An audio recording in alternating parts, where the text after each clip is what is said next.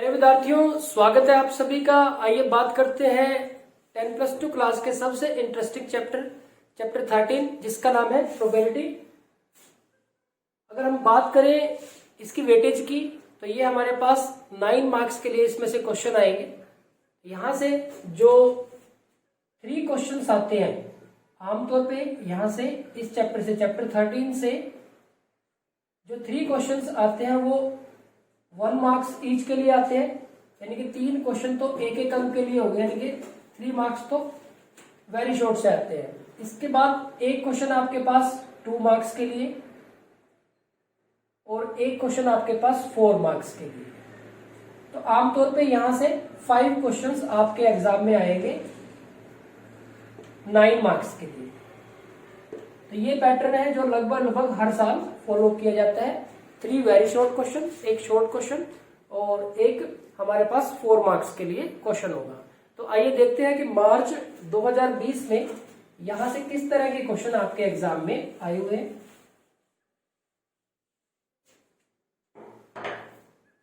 यहां से first question है आपके पास, a bag contains 4 white and 6 black ball. एक बैग है जिसके अंदर 4 व्हाइट और 6 ब्लैक बॉल्स हैं। 2 balls are drawn at random with replacement। कैसी है? With replacement. Find the probability that both the balls are black। Find the probability that both the balls are black। अब आप देखें कि बैग के अंदर 4 व्हाइट है और 6 ब्लैक बॉल है। तो जो टोटल बॉल्स होगी हमारे पास, टोटल बॉल्स ये हमारे पास 10 है। तो रिक्वायर्ड प्रोबेबिलिटी,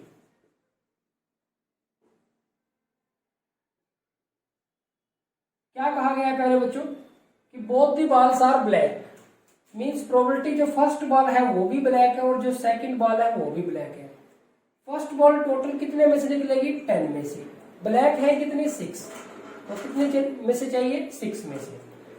अब क्या केस है? विद रिप्लेसमेंट है। एक बॉल निकाल ली और उसका कलर चेक करके वापस डाल दिया। जो सेकंड बॉल है वो भी कितने में से निकलेगी? 10 में से। और सेकंड ब्लैक भी कितने में से, क्योंकि वापस डाल दिया वो, तो वो भी कितने में से निकलेगी? 6 में से निकलेगी। तो यहाँ पे विद रिप्लेसमेंट है हमारे पास। अगर विदाउट रिप्लेसमेंट हो तो हम कॉम्बिनेशन का फॉर्मूला यूज कर सकते हैं। सीधा ही हम कह सकते थे कि 6c2 डिवाइड बाय 10c2। तो कॉम्बिनेशन का फॉर्मूला हम यूज कर सकते हैं अगर ये विदाउट रिप्लेसमेंट क्वेश्चन होता। अब ये विद रिप्लेसमेंट है तो फर्स्ट बॉल भी 10 में से, सेकंड भी 10 में से। फर्स्ट ब्लैक 6 में से और सेकंड भी ब्लैक 6 में से। तो यहां से करेंगे 3 5, यहाँ पे भी 3 5, तो ये आ जाएगा 9 डिवाइड बाय 25। तो प्यारे बच्चों ये हमारे पास इसका आंसर आ जाएगा। तो ये हमारे पास फर्स्ट क्वेश्चन हो गए। फर्स्ट 3 क्वेश्चन है जो 1 मार्क्स ईच के लिए है वो। ठीक इसी तरह से अगर बात करें सेकंड क्वेश्चन की, सेकंड क्वेश्चन है हमारे पास, A and B are the independent event such that probability of event A is 0.3 and probability of event B is 0.4। find probability, conditional probability हमें find करनी है A by B। तो conditional probability का क्या formula होता है? probability A intersection B divide by probability B की। तो B की probability तो है हमारे पास 0.4। इंटरसेक्शन की probability नहीं है क्योंकि A and B इंडिपेंडेंट है। A and B are independent events. इसका मतलब इंटरसेक्शन की प्रोबेबिलिटी किसके बराबर होगी? ए इवेंट की प्रोबेबिलिटी और बी इवेंट की प्रोबेबिलिटी के मल्टीप्लाई की।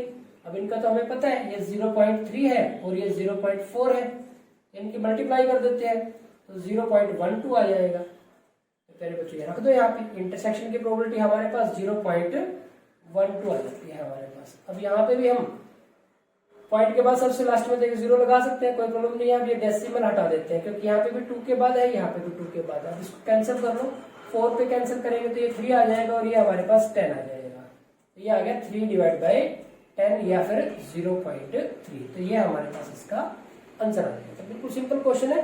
बस यहाँ पे आपको ये ध्यान रखना है कि इंटरसेक्शन की प्रोबेबिलिटी ना देके कंडीशन दे दी इंडिपेंडेंट इवेंट की, ताकि आपको उसको यूज करके इंटरसेक्शन की प्रोबेबिलिटी निकालनी है। तो ये हो गया हमारे पास सेकंड क्वेश्चन। ठीक इसी तरह से अगर बात करें थर्ड क्वेश्चन की,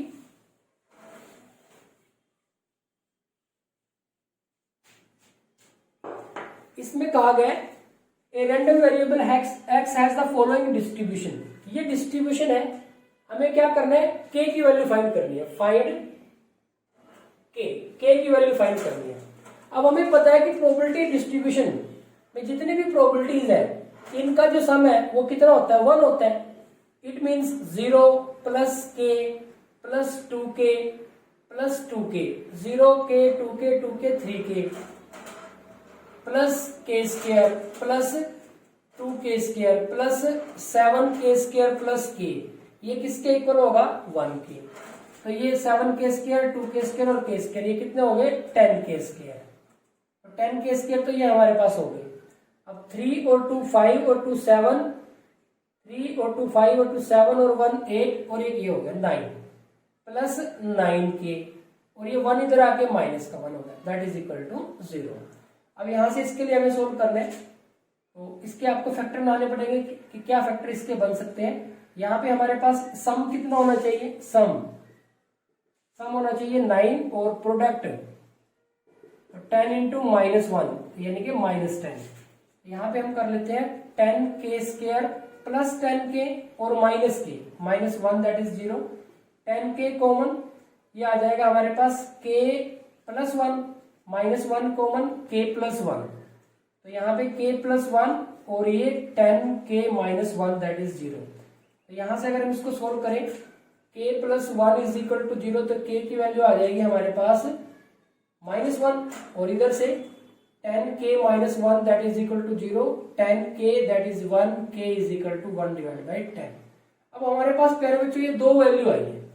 अब k की वैल्यू अगर हम यहाँ पे रखें तो ये नेगेटिव हो जाएगा, ये भी नेगेटिव, ये नेगेटिव हो जाएंगे, तो प्रोबेबिलिटी तो कभी नेगेटिव हो नहीं सकती, तो यहाँ पे समस्या आ जाएगी हमारे पास। तो इसको हम रिजेक्ट कर देते हैं, ये पॉसिबल नहीं है, रिजेक्टिंग। तो k की वैल्यू हमारे पास आ जाती है 1 डिवाइड बाई 10, तो ये हमारे पास इसका आंसर आ गया। तो प्यारे बच्चों अगर आपसे सारी प्रोबेबिलिटी भी पूछी जाए तो यहाँ पे k की वैल्यू रखते रहो तो सारी की सारी प्रोबेबिलिटी आपकी आ जाएगी। तो ये हो गया हमारे पास फर्स्ट 3 क्वेश्चन 3 मार्क्स के लिए। आगे बढ़ते हैं, एक क्वेश्चन है हमारे पास,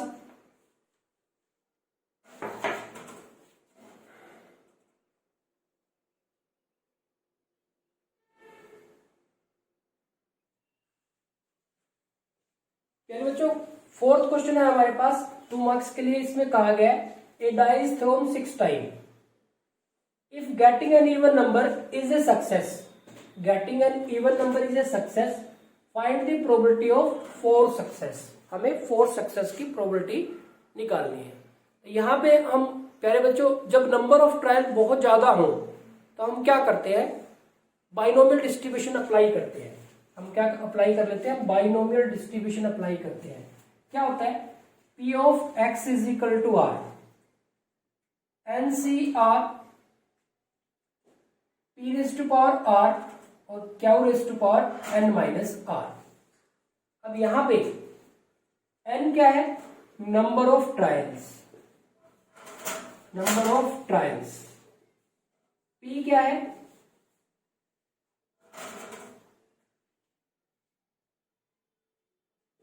प्रोबेबिलिटी ऑफ सक्सेस, क्या चीज है, प्रोबेबिलिटी ऑफ फेलियर, और R क्या है, R number of success required, जितनी हमें सक्सेस चाहिए। अब प्यारे बच्चों देखें क्या कहा है, a die is thrown 6 time, 6 time throw किया गया, तो n की वैल्यू कितनी आ गई हमारे पास, 6। If getting an even number is a success, जब एक डाई को रोल करते हैं तो हमारे पास क्या क्या आ सकता है डाई पे, आउटकम्स,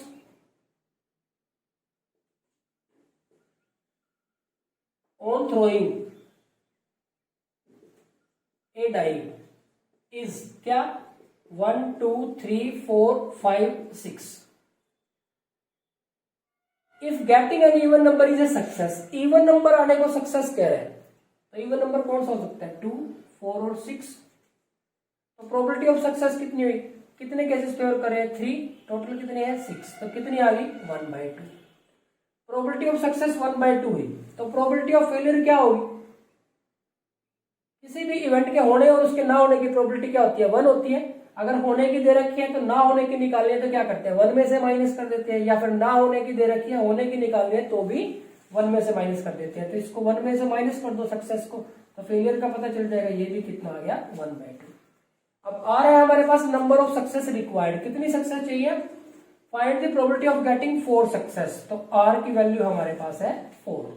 तो प्यारे बच्चों ये वैल्यूज इस बाइनोमियल डिस्ट्रीब्यूशन में पुट कर दो, तो P of x is equal to 4, 6C4 P 1/2, R है हमारे पास 4 और ये भी 1/2, 6 माइनस 4, 6C4। NCR को NCR माइनस R भी लिख सकते हैं, या फिर सीधा ही आप इसको 6 फैक्टोरियल डिवाइड बाय, आपके पास बहुत सारे तरीके हैं। NCR आप इसको NCN माइनस R भी लिख सकते हैं, तो 6C4 को 6C2 लिख सकते हैं। और 6C2 का हमने शॉर्ट तरीका देखा था, क्या था? इसको हम 2 और 1, 6 और 5 लिख सकते हैं, तो ये हमारे पास कैंसिल हो गए, 15 आ जाएगा। आप नहीं तो 6C4 पे ये 6 फैक्टोरियल, कौन सा formula? NCR, that is N factorial R factorial N minus R factorial, ये भी अप्लाई कर सकते हैं। 6 फैक्टोरियल 4 फैक्टोरियल 6 माइनस 4 यानी कि 2 फैक्टोरियल, तो ये 6, 5 और 4 फैक्टोरियल और ये 2 और 1, तो ये इसके साथ कैंसिल, यहां से करेंगे तब भी ये 15 ही आएगा। तो आपकी मर्जी है, जिस भी तरीके से आप इसको करना चाहें कर सकते हैं। तो यहां से हम इसको अपने माइंड में सोल्व कर सकते हैं कि 6C4 को हम क्या लिख सकते हैं? इसको हम लिख सकते हैं 6C2, कौन सा formula? NCR, that is equal to NCN minus R, और ये 1/2 रेज़ टू पावर 4 हो गया, और ये 1/2 रेज़ टू पावर 2 हो गया। 6 से 2 हो जाएगा 6, 5, 2 और 1, ये हमारे पास 1/16 हो गया, और ये 1/4 हो गया।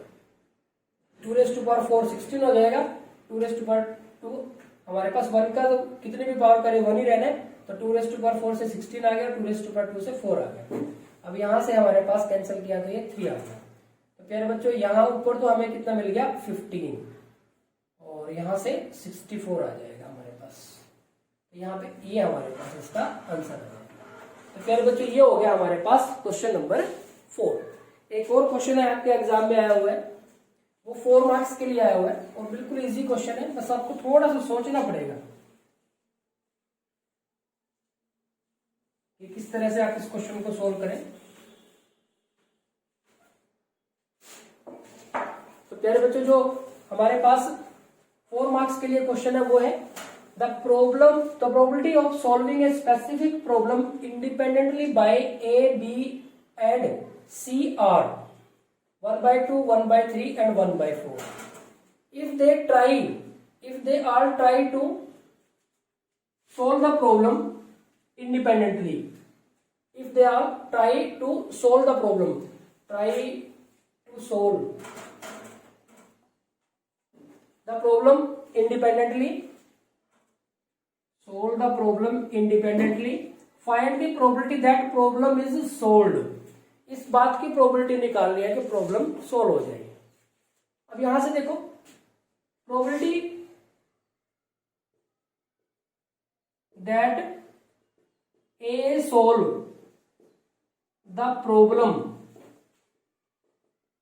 independently,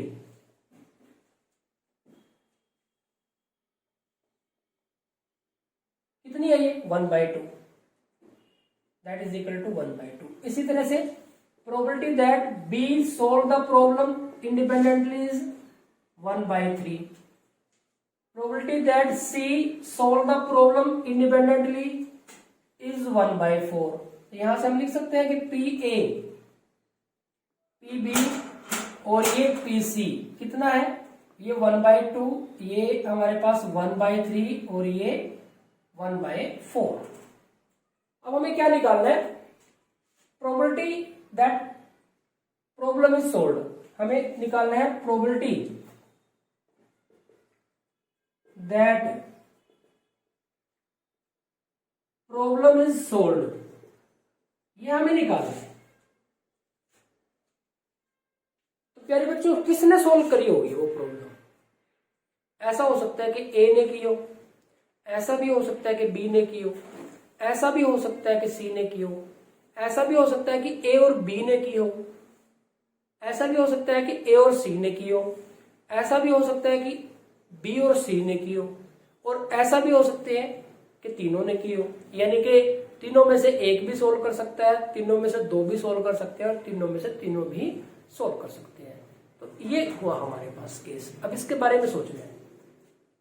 प्रोबेबिलिटी देखो, required probability, that probability means A ने सोल्व की हो, बी पे और सी पे ना हुई हो, ये केस हो सकता है। ऐसा भी हो सकता है कि बी ने की हो और ए से और सी से ना हुई हो। ऐसा भी हो सकता है कि सी ने की हो और ए से बी से ना हुई हो। ठीक इसी प्रकार ए बी सी के लिए ए और बी ने सोल्व कर दिया, सी से ना हुई हो। ए बी सी के लिए बी से ना हुई हो सोल्व, ए ने सी ने कर दी हो। ए बी सी ए से ना हुई हो, या फिर सबने सोल्व कर दी हो। देखो ये जो केसेस हुए इसमें एक ने सोल्व की है प्रॉब्लम, बाकी दो से नहीं हुई। इन तीन केसेस में दो ने सोल्व की है, और इस केसेस में तीनों ने सोल्व किया। तो क्वेश्चन तो यही है ना, problem is solved, problem solve हो जाए। कौन करे? कोई भी कर सकता है। तो ये केसेस हो गए हमारे पास। अब इसके लिए सोल्व करना है। तो प्यारे बच्चों यहां से प्रोबेबिलिटी ए नोट की कितनी होगी, 1 में से माइनस कर देते हैं, तो ये 1/2 आ गया। प्रोबेबिलिटी बी नोट की कितनी हो जाएगी, 1 में से माइनस कर देते हैं, तो ये 2/3 आ गया। प्रोबेबिलिटी सी नोट की 1 में से माइनस कर देते हैं, तो ये 3/4 आ गया। अब ये रख दो इसमें वैल्यू आपके पास। देखो ए के होने की प्रोबेबिलिटी 1/2, बी के और सी के ना होने की 2/3 और 3/4, 2/3 और 3/4 प्लस नेक्स्ट है हमारे पास कि ए से नहीं हुई है, ए के ना होने की भी 1/2 है, बी के होने की 1/3 है, और सी के ना होने की 3/4 है, 3/4 प्लस फर्स्ट हो गया, सेकंड हो गया, थर्ड पे ए पे ना हो 1/2, बी पे ना हो 2/3, सी पे हो जाए 1/4 प्लस ए बी 1/2, 1/3 और सी पे ना हो 3/4 प्लस 1/2, ये है बार 2/3 और ये 1/4 प्लस ए पे ना हो तो 1/2, ये 1/3 और ये 1/3 प्लस ये भी सॉरी सी के लिए 1/ए पे ना हो 1/2, बी पे हो जाए 1/3 और सी पे हो जाए 1/4। अब ए पे भी हो जाए 1/2, बी पे भी 1/3 और ये 1/4। अब प्यारे बच्चों ये हमारे पास आ गया 6/24 प्लस 3/24, यहाँ 2/24 प्लस 3/24 प्लस यहाँ पे 2/24 प्लस इसका हो गया 1/24 प्लस ये भी 1/24। देखो एलसीएम 24, इस वजह से मैंने कैंसिल नहीं किया, उनको ऐसे लिख दिया 6 + 3 + 2 + 3, 6 3 2 3 प्लस 2 + 1 + 1, तो 9 11 14 16 17 18, तो 18/24, तो ये कितना हो गया 3/4। तो प्यारे बच्चों ये हमारे पास आंसर आ गया। अब ये तो हुआ एक स्ट्रेट फॉरवर्ड मेथड जिसमें हमें कुछ ज्यादा सा सोचना नहीं है, प्लेन सा कर लिया, लेकिन क्वेश्चन थोड़ा सा बड़ा हो गया। अब आप इसको एक और दूसरे तरीके से देखें। हमें क्या करना था, हमें ये बताना था कि जो प्रॉब्लम है वो सोल्व हो जाए। कौन सोल्व करे? कोई भी सोल्व कर सकता है, ए भी कर सकता है, बी भी कर सकता है, सी भी कर सकता है, ए और बी भी कर सकते हैं। तो यहां से हमारे पास ऐसी सिचुएशन थी, तो आप देखेंगे इसको कुछ इस तरह से भी किया जा सकता है। हम यहां लिख दें कि पहले हम निकाल लें probability that problem is not solved. इस बात की प्रोबेबिलिटी निकाली कि प्रॉब्लम किसी से भी सोल्व नहीं हुई। क्या कि ए से भी नहीं हुई, बी से भी नहीं हुई और सी से भी नहीं हुई। तो कितना आ जाएगा 1/2, 2/3 और 3/4। तो यहाँ पे ये 2 कैंसिल, ये 3 कैंसिल, तो कितना आ गया 1/4। ये प्रोबेबिलिटी किसी से भी सोल्व नहीं हुई।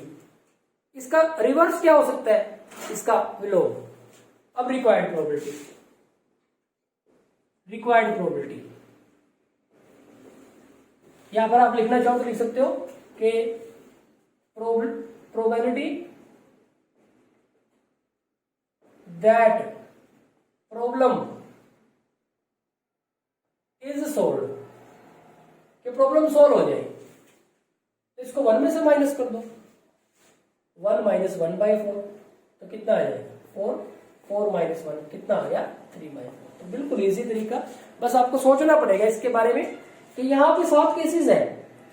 इसके विपरीत एक ही केस बचा कि किसी से भी सोल्व नहीं हुई, तो हमने क्या किया, किसी से भी सोल्व नहीं हुई वो निकाल लिया। इसका ये हमने क्या निकाल लिया कि प्रॉब्लम सोल्व नहीं हुई, और यहाँ क्या कर रहे हैं, सोल्व होगी। तो इसका विलोम ही तो है, इसका रेसिप्रोकली तो है, यानी कि यहाँ पे ना होने की प्रोबेबिलिटी है, तो होने की प्रोबेबिलिटी क्या होगी, इसको 1 में से हमने माइनस कर दिया। तो बिल्कुल सिंपल तरीके से आपको इतनी सारी कैलकुलेशन करने की जरूरत नहीं पड़ेगी, इस तरीके से भी आप इसको कर सकते हो। तो प्यारे बच्चों, आज के वीडियो लेक्चर में इतना ही। Thank you very much.